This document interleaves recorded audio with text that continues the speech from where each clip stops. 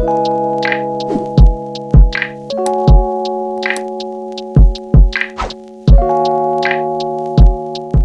y'all, welcome back to my channel. It is me, Kiera, and today we are talking about how it's been living my life without gluten. So if you've been following my channel, you know that I recently got some food intolerance or food allergy testing. Gluten was one of the highest things on my list. I've had to make a lot of changes because of it. It was the reason for a lot of my symptoms and things that I was going through at the time. So since removing it from my diet, a lot of those symptoms are completely gone. I am not suffering from that anymore. It's just, life has been great. Now, what has been a challenge, because I won't say it's not so great, because it's a beautiful thing on this journey, learning what your body likes and doesn't like, and how to switch foods around and make substitutes and create new, recipes and things like that that you could share with other people. By the way, go to kieranow.com/recipes. I got some stuff on here. The hardest part for me has been figuring out what to eat, how to substitute those ingredients, because if you think about it, most things have gluten in it, even lunch meats, even some candies, even a lot of like sauces. A lot of the condiments that we use have gluten, so I've been making my own condiments and things like that. One of the greater things that has happened, and things that and something that people have also noticed, is the weight loss, right? Because with gluten, it's really hard to lose weight if you are sensitive to it, because of bloat, because of swelling, because of inflammation, because of just not feeling well, right? If you don't feel well, you don't want to go to the gym. You want to consume things that trick your body into thinking that you're making it feel better, and things like that. So I'm so glad that I was able to get that testing done, figure out what my intolerances were, so that I could change my life, literally change my life. Okay, really, I'm gonna just be answering some questions that I already have from people who have been watching my journey. I just go through the list, child.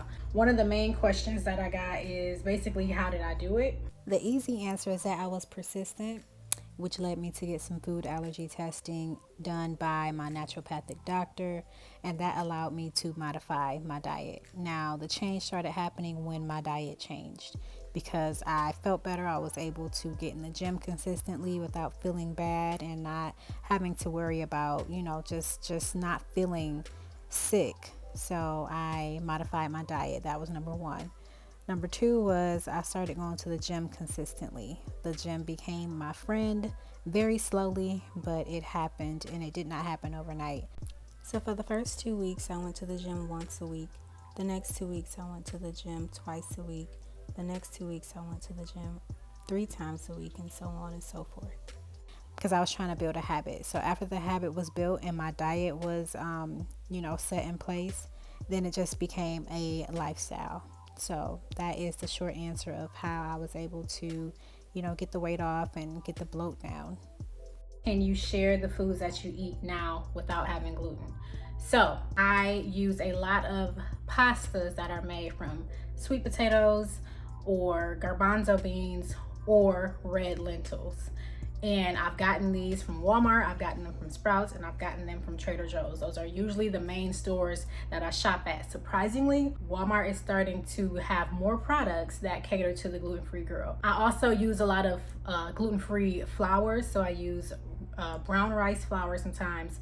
I have used buckwheat flour. I use gluten-free pancake mixes. So someone asked me what were my symptoms: bloat, depression, headaches, stomach discomfort, more painful periods, anxiety, belching, heartburn, GERD, insomnia, rash, right?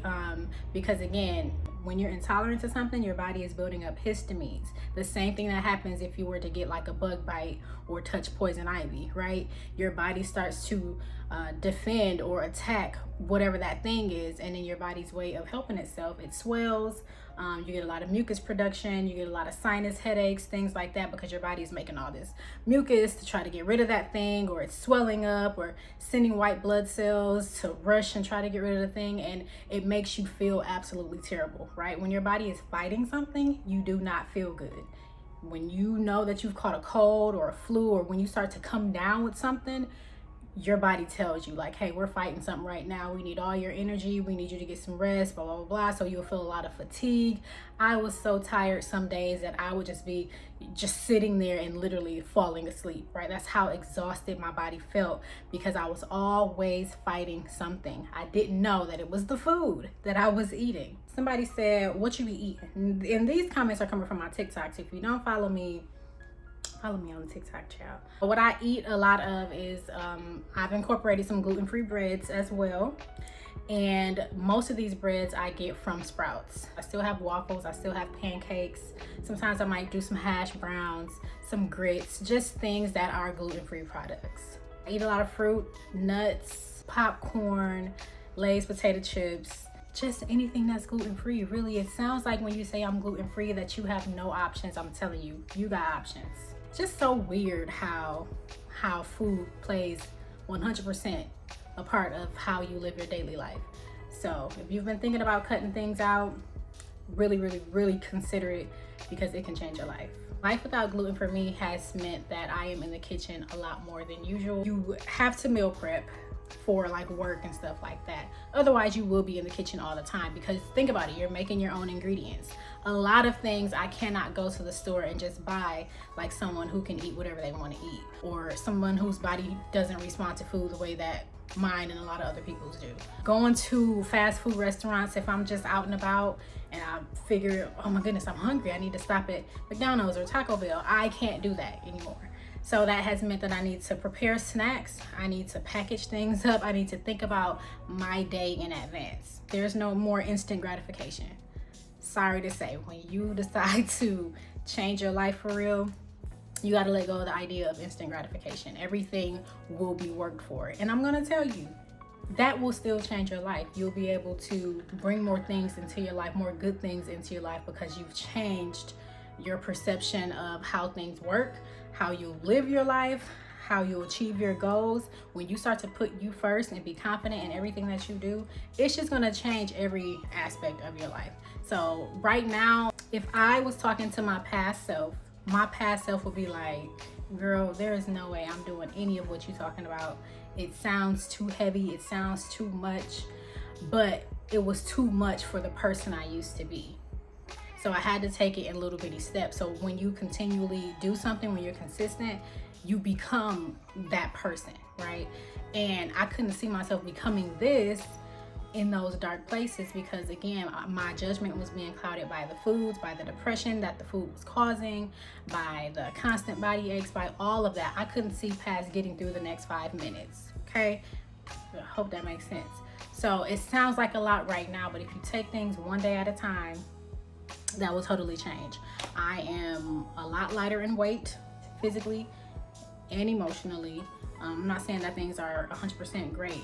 It's a journey. You don't just decide to do something and then the next day everything is perfect. No, it's a continual journey. But this is a complete 360 from who I was, what I was doing, the things I was thinking about, the things that I was eating, what I was prepared to do for, you know, whatever it was I thought I wanted at the time. Like it has made a major difference. So if you are thinking about cutting gluten, first off, you can go to my website kiaranow.com and just get some inspiration from there, but also just heavily consider it. Watch videos, read books, do your research on what gluten actually is, what it does to certain people's bodies.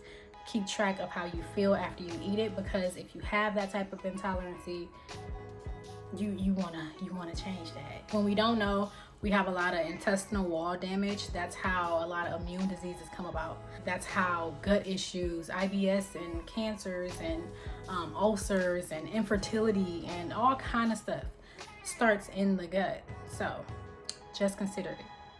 Please consider it, okay? Thanks so much for watching this video. Make sure that you like, comment, and subscribe.